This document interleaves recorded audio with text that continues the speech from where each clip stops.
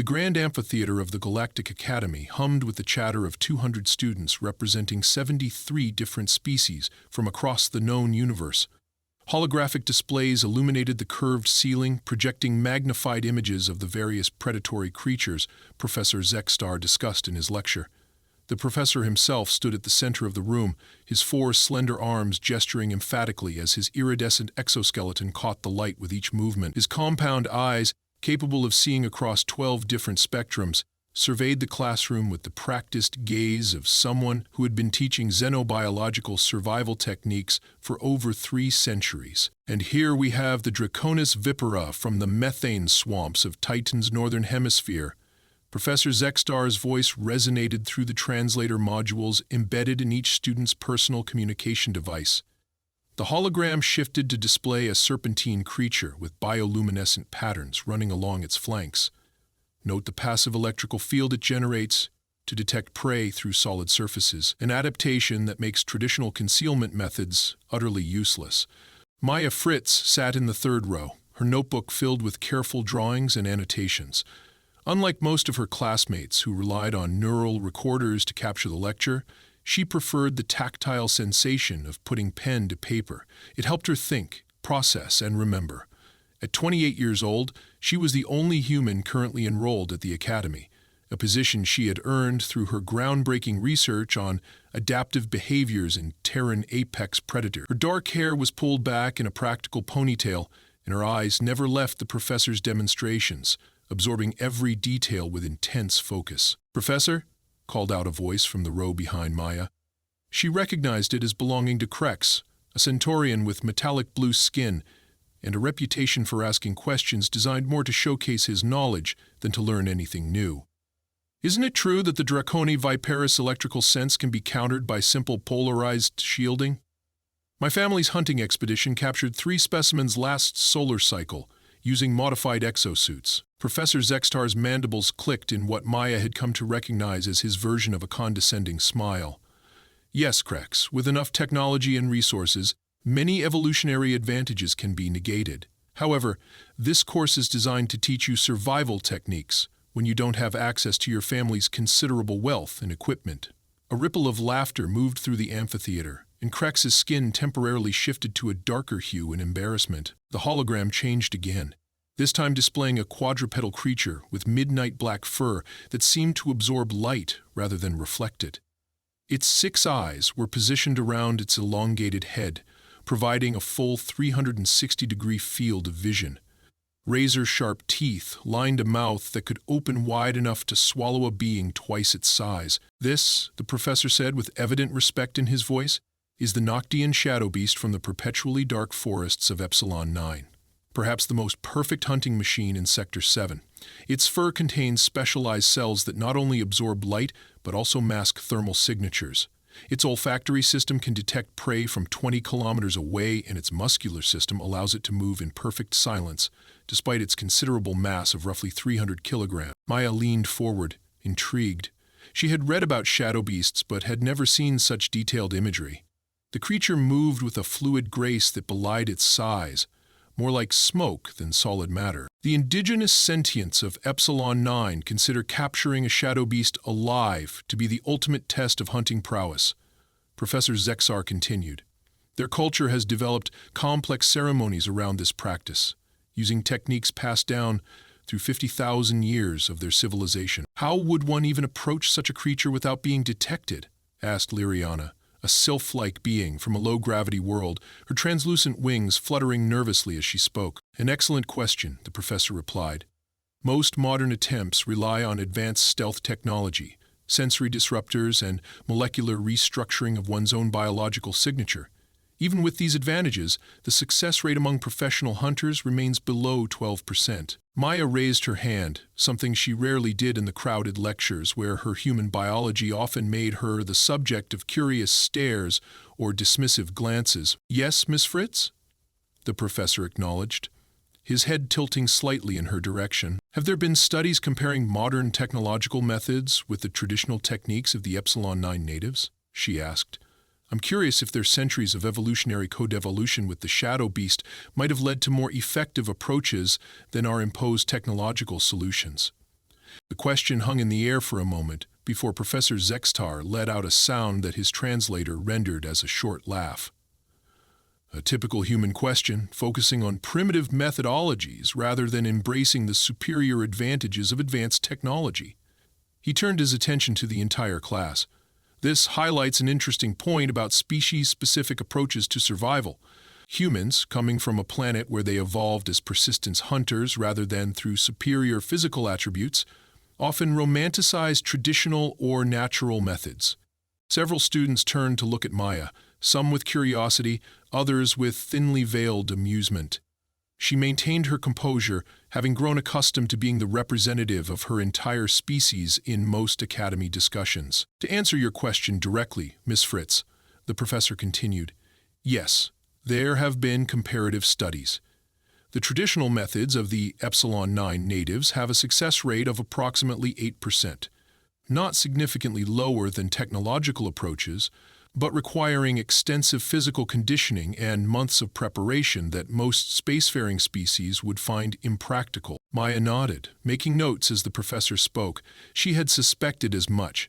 Environmental adaptation often produced solutions that technology struggled to replicate efficiently. Perhaps our human colleague would like to demonstrate these traditional methods she seems to admire so much, called out Vrax, a proximan with enhanced musculature and serrated ridges along his forearms, evolutionary advantages his species never tired of mentioning. His comment drew snickers from several nearby students. Before Maya could respond, Professor Zextar's compound eyes swiveled to focus fully on her. Actually, he said, his mandibles moving in what she recognized as his expression of academic interest, that presents an interesting educational opportunity.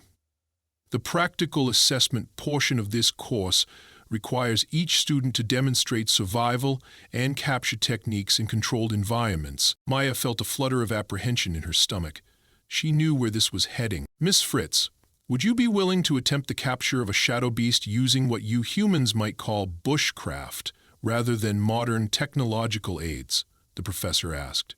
It would provide a fascinating comparative case study for the class. The amphitheater fell silent as all attention focused on Maya.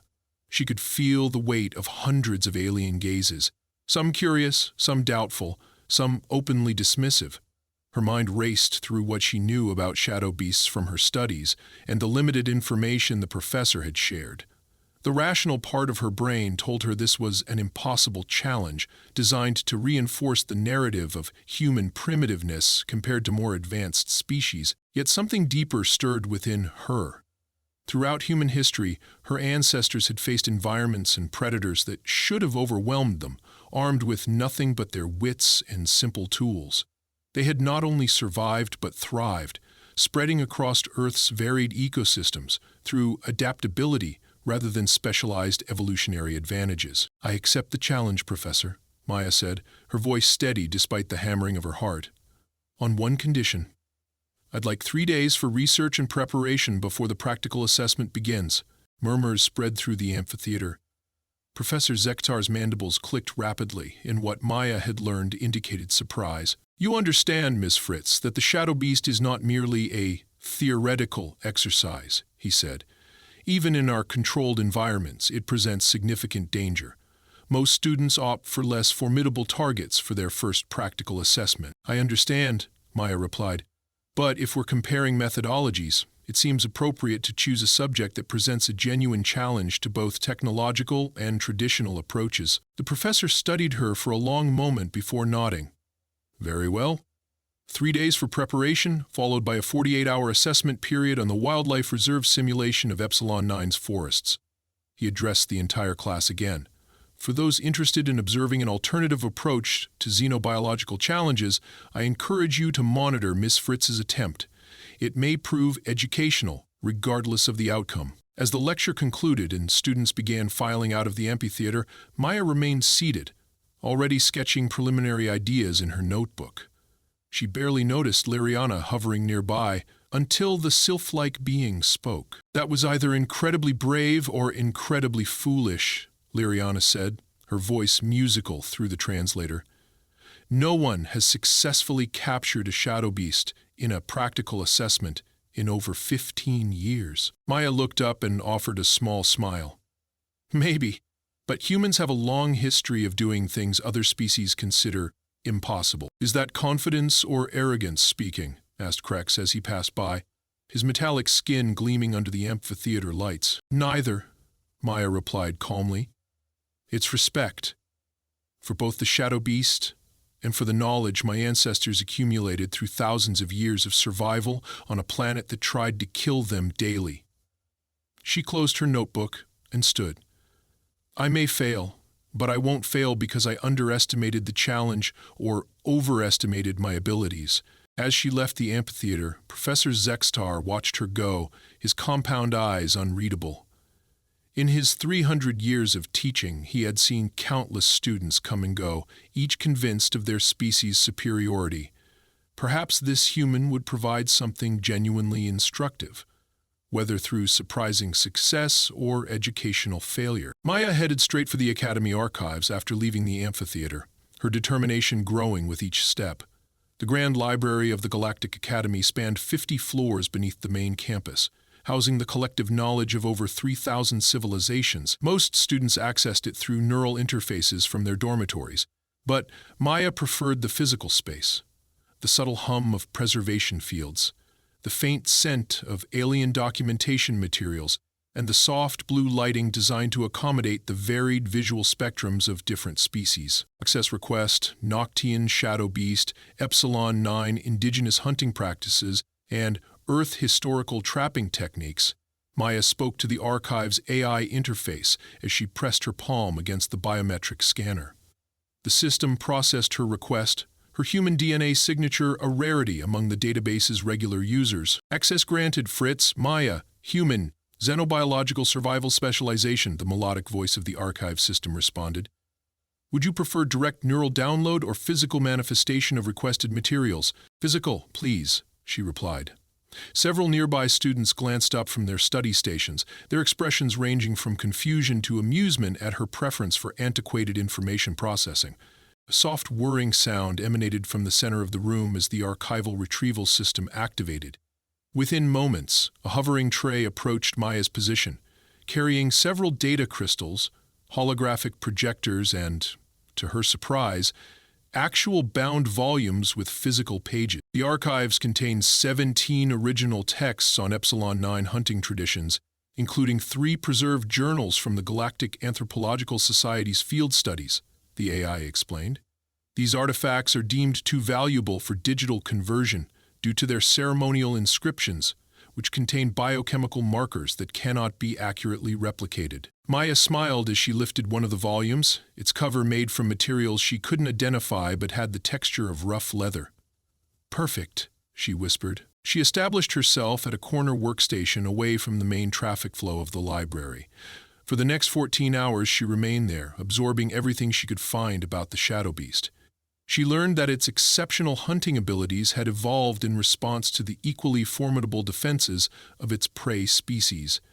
The perpetual darkness of Epsilon 9's dense forests had created an evolutionary arms race spanning millions of years.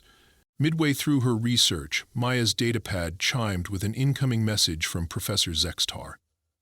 Miss Fritz, I've authorized your temporary access to the Biological Material Synthesis Lab and the Academy's Biodome. While I maintain my skepticism regarding your primitive approach, I believe in providing equal resources to all students undertaking the practical assessment. Your reservation begins at 600 hours tomorrow. Maya sent a brief note of thanks, then returned to her studies with renewed focus. The message confirmed what she had suspected. The professor's challenge was genuine, not merely a setup for public humiliation. He was a scientist at heart, curious about the outcome regardless of his prejudices. The holographic displays before her shifted as she accessed records of previous Shadow Beast capture attempts. The technological approaches were impressive: molecular camouflage suits, pheromone disruptors, neural inhibitor fields. Yet each had significant failure rates. The beasts adapted quickly, learning to associate certain energy signatures with danger. Maya switched to the physical books, carefully turning pages filled with intricate diagrams and handwritten observations from Epsilon 9 natives. Their language had been translated by Academy linguists, but the original pictographs remained alongside the text, showing detailed trap designs and hunting formations. What fascinated her most was their fundamental philosophy. They didn't try to outsmart the shadow beast with superior technology. They worked with the creature's natural instincts, redirecting rather than suppressing them. "What peculiar material is that?" a voice asked, interrupting Maya's concentration. She looked up to see Liriana hovering nearby, her translucent wings catching the blue light of the archives in mesmerizing patterns. "It's called paper," Maya explained, "made from processed plant fibers. My species used it as our primary information storage medium for thousands of years." Liriana's eyes widened. How inefficient. One could store an entire civilization's knowledge in a single quantum crystal? True, Maya nodded, but sometimes inefficiency has unexpected benefits. The process of writing by hand enhances memory formation and conceptual understanding. And unlike data crystals, these books don't require technology to access their contents. The sylph-like being tilted her head curiously. "Do you truly believe you can capture a shadow beast without modern equipment? Everyone's talking about your challenge acceptance." Maya carefully closed the book she'd been studying. "I'm not trying to prove humans are superior, if that's what the rumors suggest. I'm exploring whether different approaches have value. Sometimes the oldest solutions persist for good reasons." Liriana seemed to consider this. "Krex has wagered substantial credits that you'll fail within the first 6 hours. He's assembling quite an impressive array of equipment for his own assessment." "I'm sure he is," Maya replied with a small smile. "Would you tell me something about Epsilon 9's environment? Your species has exceptional atmospheric sensitivity, doesn't it?" Surprised by the question, Liriana nodded. "Yes, we can detect changes in gas composition down to parts per billion. Why do you ask?" "The texts mention that shadow beasts are highly sensitive to certain aromatic compounds produced by Epsilon 9's flora, but the chemical formulas aren't fully documented. I wonder if there might be Earth equivalents I could synthesize." The conversation shifted to a detailed discussion of Epsilon 9's biochemistry, with Liriana offering insights Maya hadn't considered. For nearly an hour, they exchanged ideas, the initial condescension fading as they engaged in genuine scientific dialogue. "Thank you," Maya said as Liliana prepared to leave. "This has been incredibly helpful." "Perhaps your approach isn't entirely without merit," Liriana conceded. "Though I still don't understand why you'd voluntarily restrict yourself to primitive methods." "It's not about restriction, it's about appropriateness," Maya explained. "Technology fails in unpredictable ways. Nature's solutions have been tested across evolutionary timescales." After Liriana departed, Maya gathered her notes and materials. She had 48 hours remaining before the practical assessment began, and she needed to move from research to preparation. The Academy's biodome occupied a massive section of the station's outer ring, containing carefully maintained ecosystems from hundreds of worlds. Maya's access card granted her entry to the Epsilon 9 simulation zone, a perpetually dark forest habitat kept at precisely 82% humidity with gravity set to 1.2 Earth standard. As the airlock sealed behind her, Maya felt the immediate change in atmosphere. Heavier, moister, with complex organic compounds that human olfactory senses could barely detect.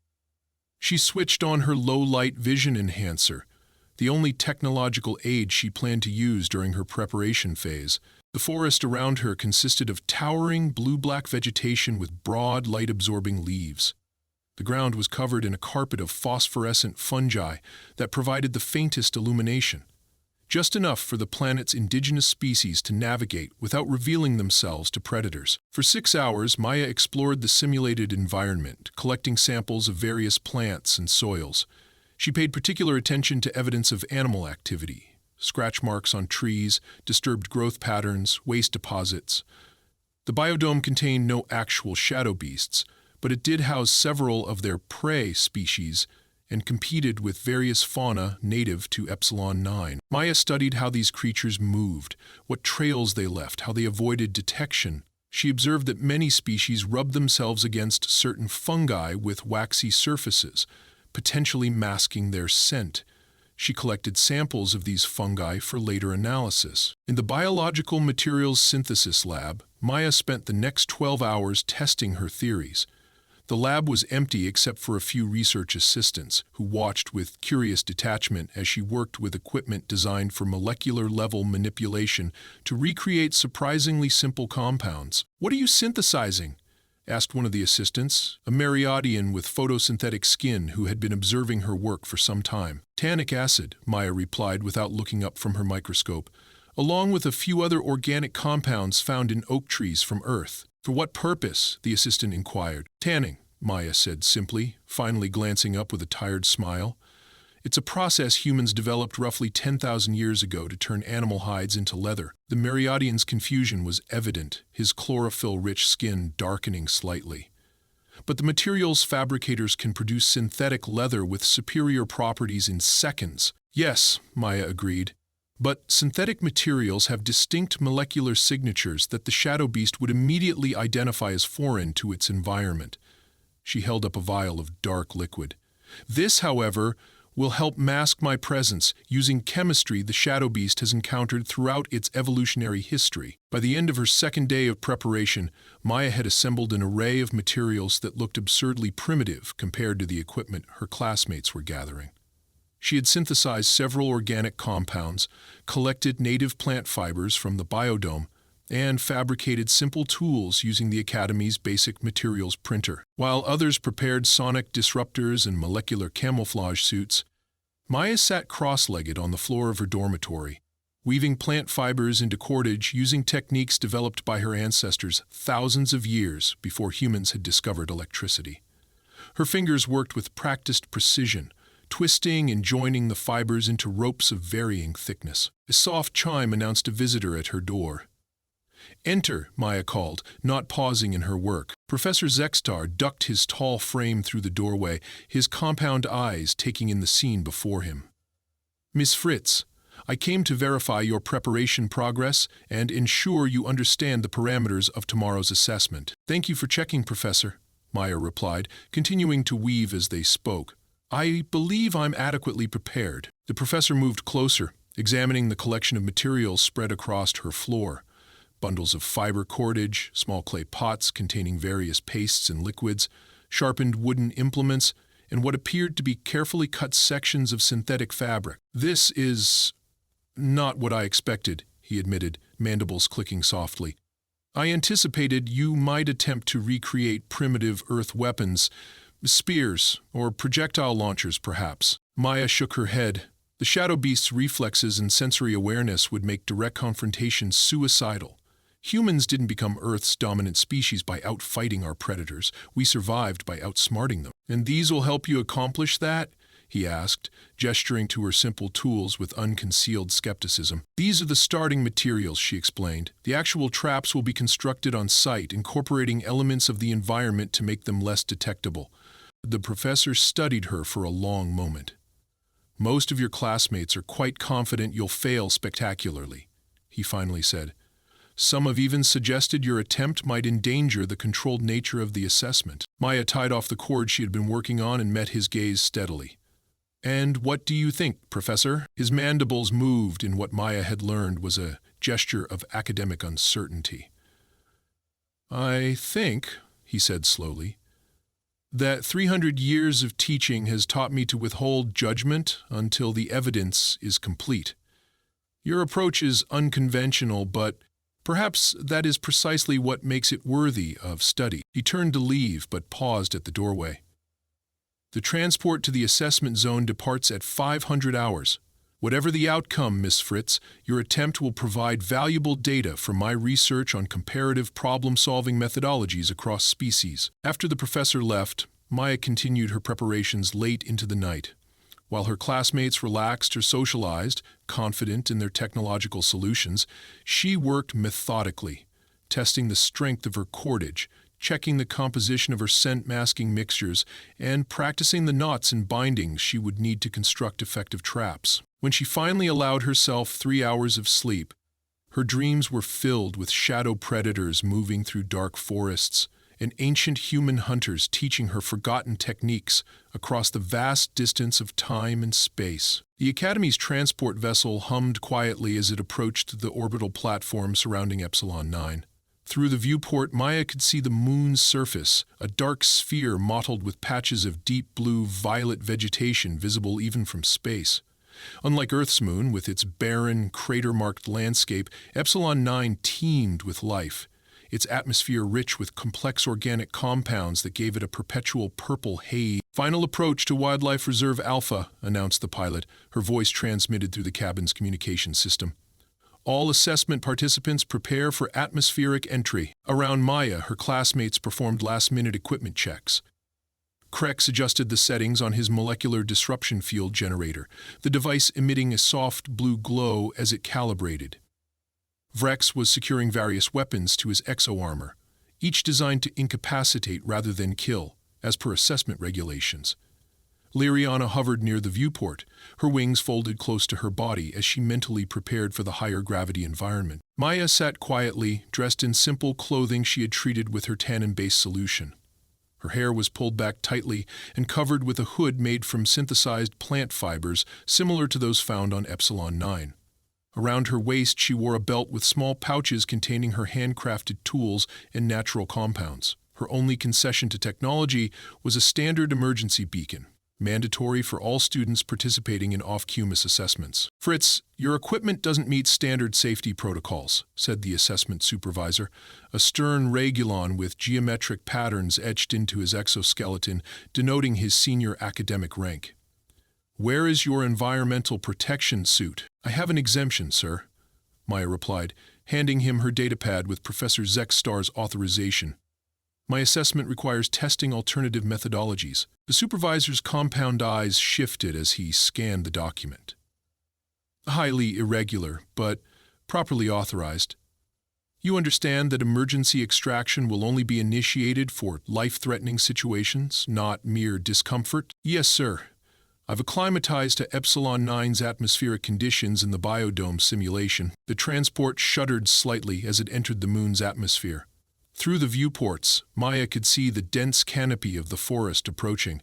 Massive trees with trunks as wide as academy buildings, their branches creating a nearly impenetrable ceiling over the perpetual twilight below. "Assessment parameters," the supervisor announced, addressing all students.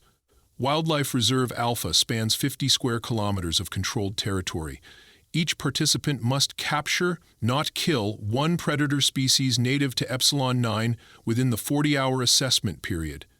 Subject selection is at the participant's discretion, but capture difficulty will factor into final evaluation. Transport beacons will mark the extraction point. Remote monitoring will be continuous through your environmental suits." He paused, looking pointedly at Maya. "Or emergency beacons." The transport settled onto a small clearing surrounded by towering vegetation. As the doors slid open, the rich, complex scents of Epsilon 9 filled Maya's nostrils. Damp soil, alien vegetation, and the faint musk of animal life. The gravity pulled at her limbs, making each movement require slightly more effort than she was accustomed to. Professor Zexstar waited for them at the edge of the clearing, his exoskeleton encased in a transparent protective field. "Welcome to Epsilon 9, he announced as the students gathered around him. "This reserve contains carefully managed populations of indigenous species, including 16 varieties of predators. Your assessment begins now and concludes in exactly 48 hours. May your evolutionary advantages or adaptability serve you well." His compound eyes lingered briefly on Maya as he spoke. She returned his gaze steadily, neither seeking approval nor showing apprehension. "Assessment commences in 3, 2, 1. Begin," called the supervisor, activating the official timestamp on their tracking beacons. Students immediately dispersed into the forest, each following their predetermined strategies. Krex activated his stealth field and headed north, virtually disappearing from sight as advanced technology bent light around his form. Vrax moved east at impressive speed, his enhanced musculature allowing him to cover ground quickly despite the heavy gravity. Several others formed small cooperative groups, not prohibited by the assessment guidelines, though individual captures were still required. Maya waited, allowing the others to depart first. She knelt beside a patch of phosphorescent fungi, gathering a small sample and carefully placing it in one of her pouches. The soft glow might prove useful later. Your strategy involves remaining at the starting point? Professor Zextar asked, approaching her with academic curiosity. No, Professor. I'm observing which directions the others have chosen, Maya replied. Shadow beasts are territorial and will likely avoid areas with unusual activity or unfamiliar energy signatures. I'm heading southwest, away from my classmates. The professor's mandibles clicked thoughtfully. Logical, though I suspect similar calculations have motivated others' choices as well. Perhaps, but they're relying on technology to mask their presence. I'm relying on the beast's expectations about what constitutes a threat. She stood, adjusting her simple pack. I won't disappoint your research interest, Professor. We shall see, Miss Fritz, he replied, his tone neutral. The assessment feeds are accessible to all faculty. Your unconventional approach has generated considerable academic interest. With a respectful nod, Maya departed, moving carefully into the dense undergrowth of the forest. Unlike her classmates who pushed directly through the vegetation, she took time to observe the natural pathways created by the moon's wildlife. Within 30 minutes, she had discovered a narrow game trail leading deeper into the forest, marked by subtle signs of regular use, compressed soil, broken twigs at a consistent height, and trace biological markers her human nose could barely detect, but that her research indicated would be rich with information for Epsilon 9's predators. The ambient light diminished as she ventured deeper beneath the canopy. The phosphorescent fungi provided minimal illumination, supplemented by occasional patches of bioluminescent live frits clinging to the massive tree trunks. Most of her classmates would be using enhanced vision technology to navigate, but Maya had spent hours in the biodome's simulated environment, training her eyes to adapt to the low-light conditions. After 4 hours of careful progress, Maya reached a small stream cutting through the forest floor. The water glowed faintly with suspended microorganisms, creating a ribbon of blue-green light through the darkness. Perfect. Her research had indicated that shadow beasts, like many predators, used waterways as travel corridors and hunting grounds. The flowing water masked scents and sounds, providing strategic advantages for ambush predators. Maya set to work immediately, using her knowledge of the environment to begin constructing her first trap. She gathered flexible saplings from nearby, testing their strength and spring tension. Using the cordage she had prepared at the academy, she created a simple but effective snare system. Unlike mechanical traps that might trigger the shadow beast's acute awareness of technology, this design relied on natural materials and basic physics, principles that would register as environmental rather than artificial to the creature's senses. She worked methodically, placing traps at strategic intervals along the stream. Each was carefully concealed, integrated into the environment so thoroughly that even she had difficulty spotting them once positioned. These weren't meant to capture the shadow beast directly. They were early warning systems and behavioral guidance mechanisms. As she finished setting her fourth trap, a distant sound caught her attention. A high-pitched whine followed by a crash and a shout. Someone's equipment had malfunctioned. Maya paused, listening intently, but no emergency signals followed. A minor setback for one of her classmates, then, not a crisis requiring intervention. The ambient temperature began to drop as Epsilon 9's lengthy day cycle progressed toward its brief night. Maya found a suitable location to establish a temporary observation post. A massive fallen tree whose decay, hollowed trunk, provided concealment while offering visibility of 3 of her trap locations. She removed a small container from her pack and applied a fresh layer of her tannin solution to her exposed skin. The compound wasn't merely for masking her human scent. It contained synthesized elements of Epsilon 9's native flora that would make her register as part of the background environment to the shadow beast's sensitive olfactory system. From her shelter, Maya observed the subtle life of the alien forest. Luminescent insects, or something analogous to insects, drifted through the understory like floating stars. Small nocturnal creatures emerged from hiding places, their movements quick and nervous, constantly alert for predators. In the distance, something large moved through the canopy, shaking branches and sending a shower of glowing spores cascading to the forest floor. A sharp crack echoed through the forest, followed immediately by a roar that made Maya's skin prickle with ancient human fear responses. That wasn't a shadow beast. The pitch was wrong, according to her research. Another predator species had encountered one of her classmates, and from the sounds, neither was pleased by the meeting. Hours passed as Maya maintained her vigil.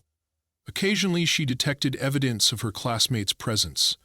Flashes of artificial light, the subtle hum of technology, disruptions in the natural movement patterns of the forest's inhabitants. Most were moving deeper into the territory, seeking prey rather than creating conditions for the prey to come to them. Near midnight, by her chronometer, one of Maya's early warning systems activated. A subtle disturbance in the arrangement of glowing fungi she had positioned as a perimeter alert. Something large was moving along the stream, approaching with the practiced stealth of an apex predator. Maya remained absolutely still, controlling her breathing as she had practiced during her preparation. A shadow separated itself from the darkness, a massive form moving with impossible grace for its size. The shadow beast. Even knowing what to expect from her research, Maya felt her breath catch at the reality of the creature. It moved like liquid darkness, its 6 eyes scanning continuously as it prowled along the stream bank. Its fur absorbed the ambient bioluminescence, creating a moving void in the twilight forest. The beast paused, its head lifting as it tested the air. Maya remained motionless, knowing that the slightest movement would trigger its acute motion sensitivity. The creature was even more formidable than the holographic projections had suggested, muscles rippling beneath its light-absorbing fur, claws extending and retracting as it moved. Sensory organs constantly gathering and processing environmental data. It approached one of her simple snares, pausing just short of triggering the mechanism. For a heart-stopping moment, Maya thought it had detected the trap. Then, deliberately, the beast stepped around the trigger point and continued along the stream. It hadn't merely sensed the trap. It had recognized and evaluated it, then chosen to avoid rather than disable it. Maya's respect for the creature deepened. This wasn't just an animal operating on instinct, it displayed problem-solving intelligence and learned behavior. The indigenous hunters had described this in their accounts, but seeing it firsthand transformed theoretical knowledge into visceral understanding. The shadow beast continued its patrol, eventually moving beyond her line of sight. Maya released a carefully controlled breath. The encounter confirmed what she had suspected. Conventional traps, even carefully disguised ones, wouldn't work against a creature with such advanced sensory capabilities and intelligence. She needed to incorporate this new information into her strategy. As the brief night cycle progressed toward dawn, Maya adjusted her approach. She dismantled her existing traps, salvaging the materials for a different design. If the shadow beast could recognize and avoid traditional trapping methods, she would need to use its intelligence against it, creating a scenario where its own predatory instincts would lead it into a position of vulnerability. She worked through the night, moving to a new location 2 kilometers downstream, where the waterway widened into a small pool. Here, according to her research, various prey species would come to drink during Epsilon 9's dawn cycle. The location offered natural concealment, multiple approach vectors, and, most importantly, a predictable pattern of animal behavior that the shadow beast would have evolved to exploit. Rather than setting direct capture devices, Maya began preparing the environment itself. She used her synthesized compounds to mask her human scent while adding subtle attractants derived from prey species. She arranged the natural vegetation to create channeling barriers that would influence movement patterns without appearing artificial. Most crucially, she established a blind, a concealed position where she could remain motionless for hours while maintaining visibility of her prepared area. As she completed her preparations, her emergency beacon chimed softly, a standard check-in signal from the assessment supervisors. Maya acknowledged with a single tap, confirming her safety without breaking her concentration. In the distance, she could hear the occasional sounds of her classmates' efforts. Electronic tones, the soft hum of energy fields, and once, a triumphant shout quickly silenced. Someone had made a capture, though whether it was a shadow beast or another predator species, she couldn't determine.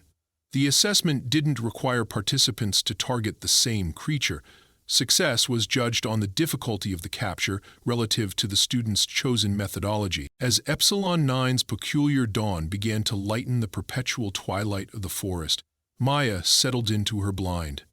The coming hours would determine whether human adaptability could match an alien apex predator's evolutionary advantages. She felt a strange calm settle over her. The focus that had helped her ancestors survive encounters with Earth's most dangerous predators long before they developed technology to insulate themselves from nature's threats. The hunt had truly begun. Dawn on Epsilon 9 was unlike anything Maya had experienced on Earth. Instead of a gradual brightening of the sky, the dense canopy filtered the rising sun into thousands of violet-tinged shafts that pierced the darkness at sharp angles. The forest floor transformed from nearly total darkness into a patchwork of deep shadows and brilliant light beams that shifted constantly as the slight breeze moved the massive leaves overhead. Maya remained motionless in her blind, her body pressed against the cool earth beneath a carefully constructed cover of native vegetation. Her muscles ached from maintaining the same position for hours, but she had trained for this discomfort during her preparation. Only her eyes moved, tracking the activity around the small pool she had selected for her operation. As predicted by her research, various herbivore species began to emerge from the forest to drink at the pool. Strange, six-legged creatures with iridescent scales moved in nervous groups, their multiple eyes scanning continuously for threats. Smaller flying creatures, something like a cross between earth bats and hummingbirds, darted down to skim the water's surface, their wings creating ripples that distorted the reflection of the violet light. Maya's heart rate remained steady, her breathing shallow and controlled. The prey animals would detect any change in their environment immediately. Their nervous systems had evolved with one primary directive: avoid becoming a meal for the shadow beast and other predators. A soft alert vibrated against her wrist, her chronometer indicating that 24 hours had elapsed since the assessment began. Half her allotted time was gone. Maya pushed away the instinctive anxiety this realization triggered. Patience was her ally. Her research had indicated that shadow beasts typically hunted during dawn and dusk, when the shifting light patterns created optimal conditions for their unique sensory capabilities. In the distance, Maya heard the distinctive electronic whine of advanced technology, one of her classmates deploying capture equipment. The sound, barely audible to her human ears, sent a wave of alarm through the gathered prey animals. They scattered instantly, disappearing into the undergrowth with incredible speed. The pool area fell silent, the delicate ecological balance disrupted by alien technology. Maya suppressed a sigh of frustration. Her carefully prepared scenario had been disrupted, and it might be hours before the prey animals returned. She would need to adapt. Without moving from her concealed position, she evaluated her options. The shadow beast was intelligent enough to recognize and avoid artificial traps, but perhaps it would be drawn to investigate the disturbance caused by her classmates' technology. Predators often monitored the activities of potential competitors in their territory. 2 hours passed with no significant activity near the pool. The forest had fallen into the eerie stillness that often preceded a predator's appearance. Maya's trained senses detected subtle shifts in the environment, the cessation of insect sounds, the way smaller creatures froze rather than fled, the almost imperceptible vibration in the ground that suggested something large moving with deliberate stealth. A flash of blue light erupted from somewhere in the forest, followed by a sound like electrical discharge and a frustrated shout. Another classmate's capture attempt had failed. Maya winced internally. The shadow beasts were clearly proving as formidable as their reputation suggested. Movement at the edge of her vision caught Maya's attention.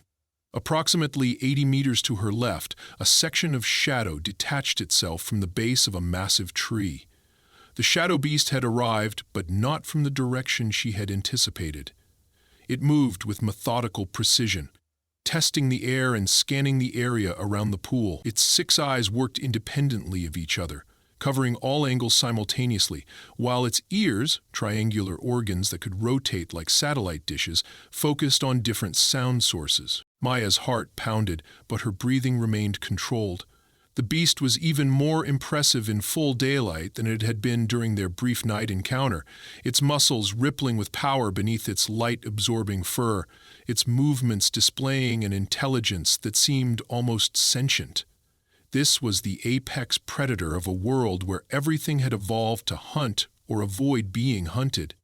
The shadow beast circled the pool area, carefully investigating the ground where the prey animals had gathered earlier. Maya watched as it deliberately tested different approaches to the water, analyzing and discarding pathways with evident tactical consideration. It wasn't simply hunting, it was problem-solving, evaluating the environment for optimal positioning. Suddenly, the beast froze, its entire body tensing as its attention fixed on something beyond Maya's field of vision. A moment later, she heard it too. Footsteps approaching with the distinctive cadence of a bipedal alien rather than a native quadruped. One of her classmates was coming, moving with what they likely believed was stealth, but was painfully obvious to both Maya and the shadow beast. Maya remained absolutely still, knowing that any movement now would trigger the beast's acute motion sensitivity. The shadow beast lowered its body, becoming almost invisible against the forest floor as it shifted into a hunting posture. Maya recognized with a chill that her classmate had just become the prey in this scenario. Krex emerged from the underbrush approximately 50 meters from Maya's position, his attention focused on a handheld device he was using to scan the area. His molecular disruption field generator hummed softly, creating a bubble of altered reality around him that was designed to confuse the sensory organs of Epsilon 9's predators. He moved with the confidence of someone who believed technology had rendered him invisible to primitive threats. The shadow beast watched, its muscles coiling with predatory tension. Maya could almost see its calculations. The alien intruder was utilizing unfamiliar energy patterns, but its physical form registered as prey. The beast adjusted its position slightly, compensating for the disruption field by relying on its motion-sensitive vision rather than its affected, olfactory system. Maya faced an ethical dilemma. The assessment rules didn't prohibit students from interfering with each other's capture attempts, but allowing Krex to walk into an ambush without warning violated her personal code. Yet alerting him would sacrifice her carefully established position and likely drive the shadow beast away. Before she could decide, the situation evolved with frightening speed. Krex's device emitted a sharp beep, causing him to look up from the screen with sudden awareness. The shadow beast launched itself from its hiding place with explosive power, covering the distance to Krex in a blur of motion. Krex reacted with impressive speed, activating a secondary defense system that projected a repulsion field.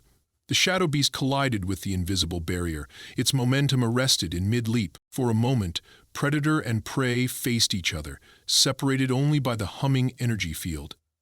The shadow beast circled, testing the barrier's perimeter with calculated swipes of its massive claws. Krex adjusted settings on his equipment, his confidence returning as his technology held the creature at bay. "Subject located," he announced, presumably for the benefit of the assessment supervisors monitoring his feed. "Initiating capture sequence Alpha." The repulsion field began to contract, gradually closing the distance between Krex and the shadow beast. His plan became clear to Maya. The field would continue to shrink until it immobilized the creature completely, allowing him to apply a more permanent restraint system. The shadow beast responded with unexpected adaptation. Instead of continuing to test the energy barrier directly, it began gathering loose soil with its front claws, throwing the material at the field's edge. The particles passed through with minimal resistance, causing small disruptions in the field's integrity as they penetrated. The beast observed the effect with evident calculation, then increased its efforts, systematically testing the field's weaknesses. Krex's confident expression faltered as warning indicators flashed on his control panel. The disruption field required consistent energy output to maintain its effectiveness, and the beast's actions were forcing the system to compensate continuously, draining its power reserves faster than anticipated. "Recalibrating field parameters," Krex announced, his voice betraying a hint of concern as he adjusted controls on his device. The field flickered momentarily, and the shadow beast struck. With timing that demonstrated its intelligence, The creature lunged through the microsecond gap in the field's continuity, knocking Krex to the ground. His primary device skittered away, its projection field collapsing. The beast positioned itself between Krex and his fallen technology, effectively cutting him off from his main defense system. Krex activated his emergency beacon, signaling the assessment supervisors. Field breach, requesting immediate. The shadow beast didn't attack as Maya expected. Instead, it maintained its position, watching Krex with predatory focus but making no move to harm him. It was studying him, assessing this strange alien creature whose technology had briefly contained it. Maya realized she was witnessing something remarkable. Not simply a contest between predator and prey, but an intelligent species evaluating a potential threat. The beast was learning, adapting its understanding of these alien invaders in its territory. The situation presented an unexpected opportunity. The shadow beast's attention was fully focused on Krex, who had slowly backed away and was now holding a secondary device that projected a smaller but more stable defensive field. The standoff gave Maya the opening she needed to implement the most critical phase of her plan. With glacial slowness, Maya began to move from her blind, using the technique she had practiced to minimize detectable motion. Each movement was deliberate and timed to coincide with natural forest sounds, the rustle of leaves in the breeze, the distant calls of flying creatures, the creak of massive trees shifting in the wind. As she edged closer to her prepared position, Maya carefully withdrew the most important elements of her equipment, lengths of specially treated cordage and flexible saplings she had gathered earlier. With practiced hands, she began assembling the core component of her trap, a modification of an ancient snare design used by humans for thousands of years before technology. The standoff between Krex and the shadow beast continued, neither willing to retreat or escalate. Krex's emergency beacon pulsed steadily, but the assessment regulations were clear. Supervisors would only intervene if there was immediate danger to a student's life. Being trapped by a creature he had intended to capture didn't qualify. "I am adjusting my capture strategy," Krex announced to his monitors, trying to maintain academic dignity despite his predicament. "The subject is displaying unexpected behavioral adaptations to standard containment protocols." The shadow beast's ears twitched at his voice, its 6 eyes maintaining their unblinking focus.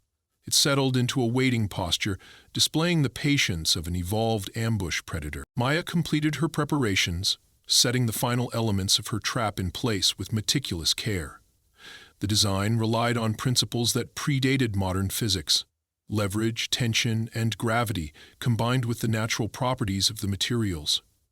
What made it effective was not technological superiority, but its alignment with natural processes that the shadow beast would register as environmental rather than artificial. Now came the most dangerous part of her plan. Maya needed to redirect the beast's attention without endangering Krex or herself. She reached into one of her pouches and withdrew a small membrane waiver-weighted package containing compounds she had synthesized from Epsilon 9's native plants, specifically chemicals that mimicked the distress signals of the shadow beast's preferred prey species. With precise aim, she tossed the package into a location between her prepared trap and the ongoing standoff. The membrane dissolved on impact with the forest floor, releasing the compounds into the air. The effect was immediate. The shadow beast's head snapped toward the new stimulus, its predatory instincts momentarily overriding its standoff with Krex. This was the opportunity both humans needed. Krex immediately began retreating toward his fallen primary device, while Maya implemented the final phase of her strategy. She made a single, deliberate movement, just enough to catch the edge of the beast's peripheral vision. The shadow beast's incredible reflexes responded instantly, its attention now divided between 3 potential focuses: Krex, the distress chemicals, and the flash of movement from Maya's position. Maya held her breath as the creature made its decision. After a moment of calculation, it chose to investigate the distress signals, moving with cautious precision toward the source. It was behaving exactly as Maya's research had suggested, prioritizing potential prey over uncertain threats. As the beast approached the location Maya had selected, she felt a surge of anticipation. Everything depended on timing now. The shadow beast paused at the exact spot she had anticipated, its nostrils flaring as it processed the complex chemicals. Maya activated her trap with a single, sharp tug on the primary cordage. The physics unfolded with beautiful simplicity. Stored energy and bent saplings released instantly, multiple elements activating in sequential precision. Loops of cordage deployed from concealed positions, encircling the beast's limbs before it could react. The creature's own weight and strength became its disadvantage as the trap's countertension system responded to its movements. The more it struggled, the more securely the bindings tightened. The shadow beast fought against the restraints with explosive power, but Maya had calculated the required tensile strength based on Academy data about the creature's physical capabilities. The specially treated natural fibers held, absorbing the beast's energy rather than breaking under its force. For a moment, success seemed certain. Then, the beast displayed why it had survived as an apex predator. Rather than continuing to struggle against the restraints directly, it changed tactics, deliberately rolling its massive body to alter the angles of the binding system. Maya watched, with a mixture of admiration and concern, as the creature's problem-solving intelligence directly challenged her trap design. Containment at risk, she murmured to herself, knowing she needed to adapt quickly. The assessment required not just initial capture, but maintaining control until extraction. Maya moved from her position, approaching the restrained beast with careful steps.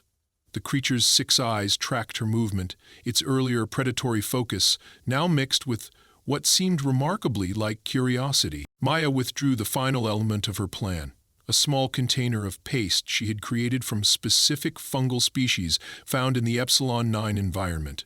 Her research had indicated these fungi produced compounds with mild sedative effects on the planet's fauna, evolved as a defense mechanism. With careful movements that telegraphed no threat, Maya approached the restrained beast. "I respect you," she said softly, knowing the creature couldn't understand her words but might respond to her tone and body language. "I'm not here to harm you." The shadow beast watched her approach, its struggling subsiding as it assessed this strange alien creature that had captured it without technology. Maya applied the fungal paste to specific points on the beast's restraints, positioned where the creature's attempts to free itself would spread the compounds across its fur and be absorbed through its skin. The sophisticated biochemistry began to take effect gradually. The beast's movements became less frantic, though its eyes remained alert and aware. Maya adjusted the restraint system, ensuring it was secure without causing the creature discomfort. A slow hand clap broke the tension.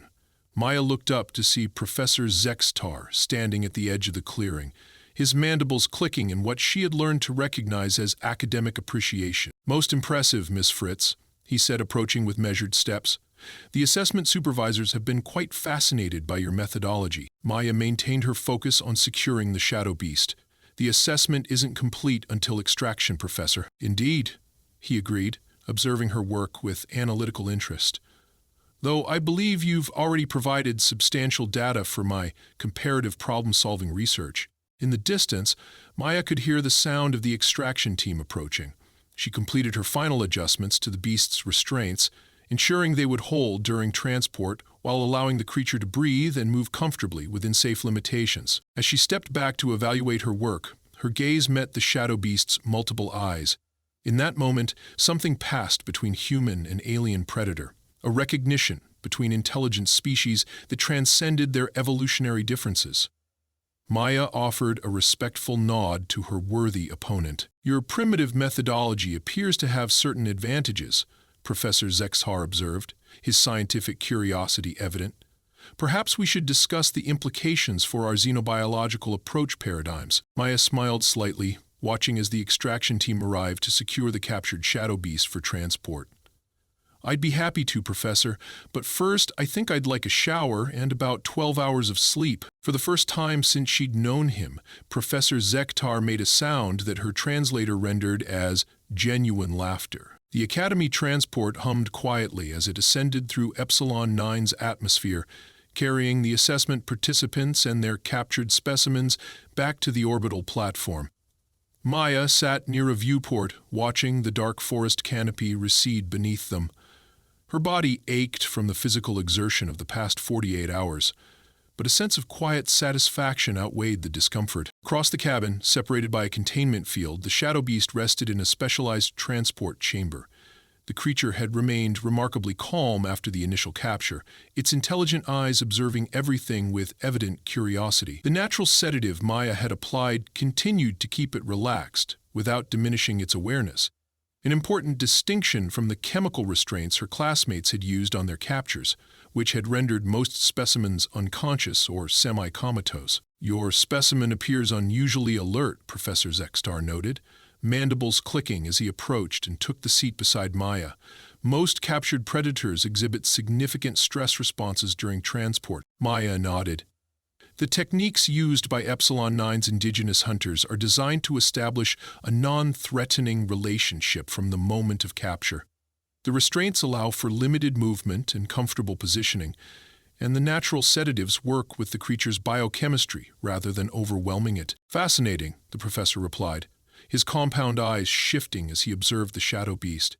"The Academy's Xenozoology department will be particularly interested in studying a specimen that remains behaviorally intact rather than chemically subdued." The other students in the transport cabin maintained a noticeable distance from Maya, their expressions ranging from reluctant respect to outright disbelief.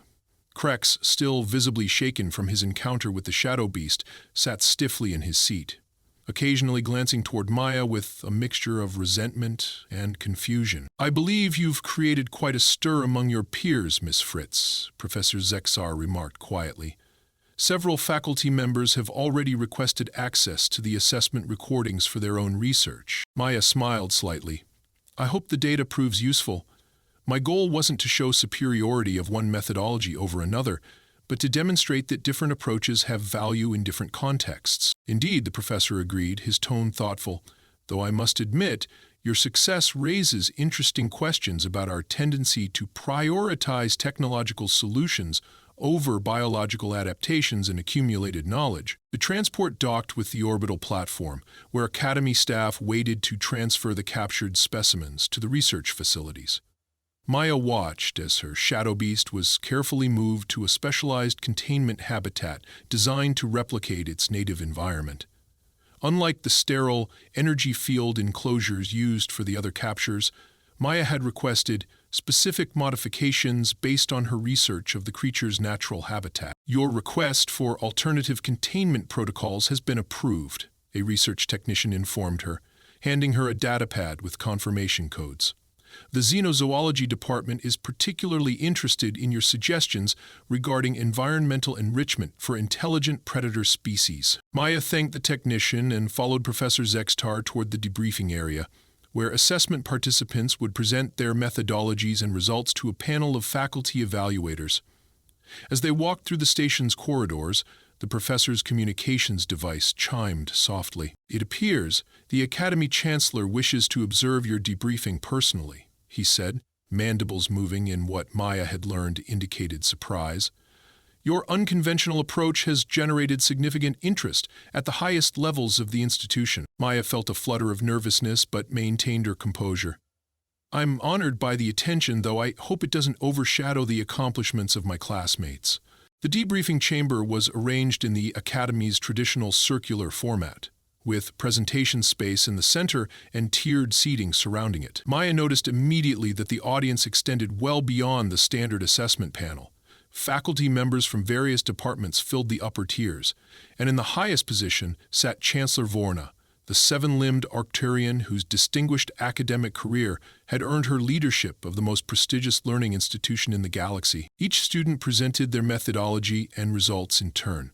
Vrax described his use of enhanced exo-armor and neural disruptors to capture a mid-sized arboreal predator, while Liriana explained her atmospheric modification technique that had allowed her to subdue a flying hunter by altering gas composition in a localized area. Krex, still shaken from his encounter, presented a technical analysis of why his equipment had failed against the shadow beast, focusing on the unexpected intelligence exhibited by the creature rather than his own miscalculations. When Maya's turn came, she moved to the center of the chamber, without display screens or digital presentations.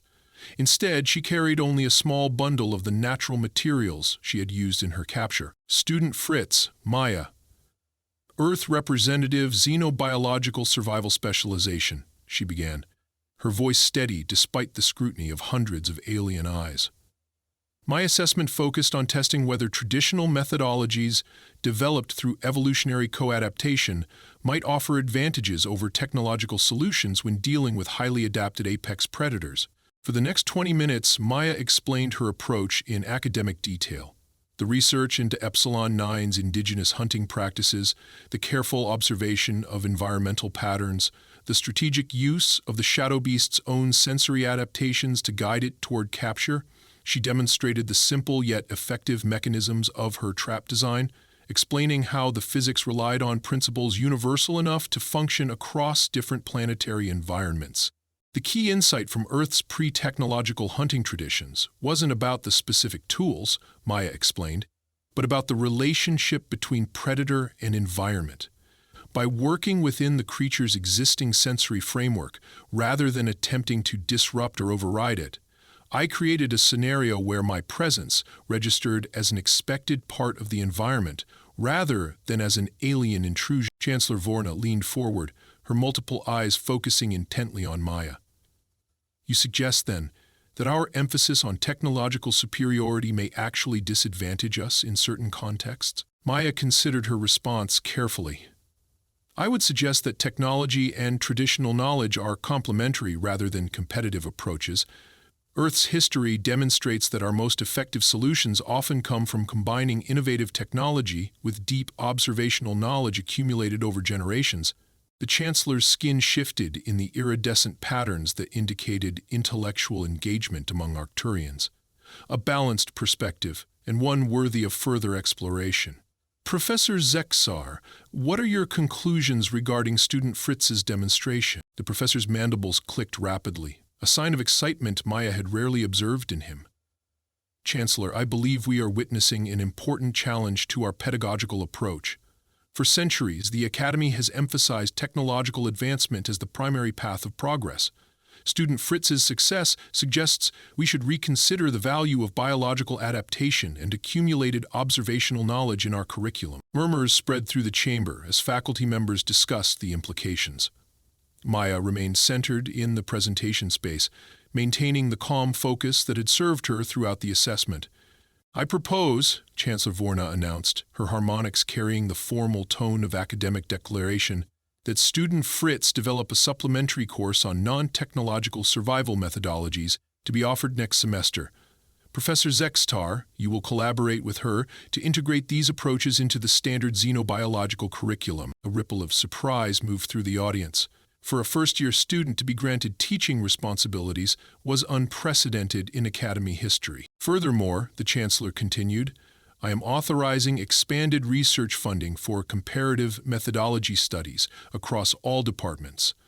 The Academy has perhaps become overly specialized in particular approaches at the expense of alternative perspectives. The formal debriefing concluded with faculty members clustering around Maya, asking questions about specific aspects of her methodology. Even Krex approached, his earlier resentment apparently tempered by academic curiosity. Your trap design, he said, his metallic skin shifting slightly in hue.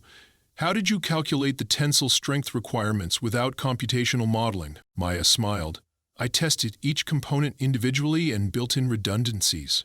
Earth predators taught human hunters long ago that failure usually comes from underestimating your target's capabilities. 3 months later, Maya stood at the entrance to Lecture Hall 7, watching as students from 17 different species filed in for the first session of her new course. Evolutionary Approaches to Survival, Non-Technological Methodologies Across Galactic Ecosystems. The class had filled its enrollment quota within hours of being announced, with even senior students requesting special permission to attend. Professor Zextar appeared beside her, his exoskeleton polished to a formal shine. Nervous, Miss Fritz? A little, she admitted. It's one thing to demonstrate a technique, another entirely to teach it effectively across such diverse species and evolutionary backgrounds. Indeed, he agreed, mandibles moving in what she now recognized as his expression of amusement. Though perhaps that challenge is precisely the point of this educational experiment, Maya entered the lecture hall and moved to the central position. The room fell silent as students focused their attention on the human instructor, a sight unprecedented in academy history. "Welcome to Evolutionary Approaches to Survival," she began. "Before we dive into specific techniques, I want to establish the philosophical foundation of this course. Every species represented in this room evolved through a process of adaptation to environmental challenges. Long before any of our civilizations developed advanced technology, our ancestors survived using a combination of biological adaptations and accumulated knowledge." She activated the room's holographic system, displaying images of the shadow beast in its specially designed habitat. The creature had become something of a celebrity at the Academy, with researchers from multiple departments studying its intelligence and adaptive capabilities. My capture of this shadow beast wasn't a rejection of technology, but a recognition that different challenges require different tools. Sometimes the oldest solutions remain effective precisely because they've been tested across evolutionary timescales. In the following weeks, Maya's course became the most discussed academic offering at the Academy. Students practiced building shelters using only materials found in simulated environments, learned tracking techniques developed by various species across the galaxy, and studied how to identify useful resources in unfamiliar ecosystems. 6 months after her shadow beast capture, Maya received a formal communication from Earth's Interstellar Academic Council. Her innovative curriculum had caught the attention of education officials across the galaxy, and she was being offered a position as Earth's first dedicated representative to the Academy's Curriculum Development Board, a role traditionally reserved for scholars with decades of experience. On the evening before she was to accept the position formally, Maya visited the Xenozoology Department's special research habitat. The shadow beast had adapted well to its captivity, with researchers noting its remarkable intelligence and problem-solving abilities. Following Maya's recommendations, they had implemented a program of environmental enrichment, creating scenarios that challenged the creature's natural hunting abilities without causing stress or frustration. Maya stood before the observation window, watching as the shadow beast moved through its habitat with the same fluid grace she had admired on Epsilon 9. When it noticed her presence, it approached the transparent barrier, its 6 eyes studying her with evident recognition. "I'm not sure if I should thank you," Maya said softly to the creature, "but you've certainly changed my life, and perhaps some small part of how the galaxy approaches knowledge." Professor Zextar joined her at the observation window. "The Academy has approved your proposal for a field study on Epsilon 9, he informed her. "A joint research team will study the indigenous hunting techniques in their original context, with you serving as the principal investigator." Maya smiled. "And the shadow beast? Once the research team has established protocols with the indigenous population, this specimen will be returned to its native territory," the professor confirmed. "Your argument about the ethical implications of keeping such an intelligent creature in captivity was quite persuasive to the ethics committee." "I'm glad," Maya replied, watching as the shadow beast returned to exploring its habitat. "Intelligence deserves respect, whether it developed along technological paths or not." 1 year after her arrival at the Galactic Academy, Maya Fritz stood at a podium in the Grand Convocation Hall, addressing representatives from 73 sentient species. Her presentation, titled "Integrated Knowledge Systems: Bridging Technological and Evolutionary Approaches," had become the cornerstone of a new interdisciplinary initiative spanning multiple academic institutions. "The lesson of the shadow beast wasn't that primitive methods are superior to advanced technology," she concluded, "but that true wisdom lies in recognizing when each approach offers advantages. By integrating the accumulated knowledge of our various evolutionary histories with our technological innovations, we create more robust, adaptable solutions to the challenges we face as a galactic community." As applause filled the hall, Maya reflected on how a single assessment challenge had cascaded into a fundamental shift in galactic academic philosophy. The Academy had begun implementing dual methodology requirements across all departments, ensuring that students developed both technological and non-technological approaches to problems in their fields. Chancellor Vorna approached after the presentation, her multiple limbs arranged in the formal gesture of academic respect. "Your impact on our institution has exceeded all expectations, Professor Fritz," she said, using Maya's newly granted title. The integration of Earth's perspectives has proven valuable beyond what any of us anticipated. Thank you, Chancellor, Maya replied. Though I believe the credit belongs equally to Professor Zexstar for having the academic courage to challenge his own preconceptions and support an unconventional approach. The professor's mandibles clicked in modest acknowledgement.